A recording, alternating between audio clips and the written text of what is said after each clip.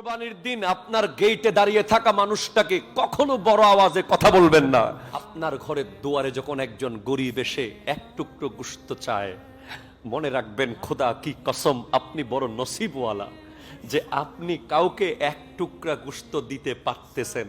আপনার দুয়ারে যদি একটা ভিখারি, একটা গরিব গোশতের জন্য আসে, আপনি মনে রাখবেন এটা আপনার চাঁদ কপাল যে আপনার কোরবানি কবুল হওয়ার একটা বড় ওসিলা এসে গেছে।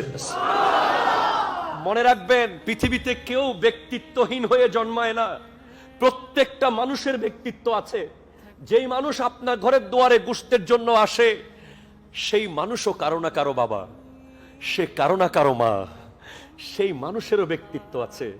সেও লজ্জা পায়, কিন্তু চিন্তা করে যে কতদিন আমার সন্তানরা গোশত চোখে দেখে নাই, আজ কোরবানির দিন আমার সন্তানরা একটু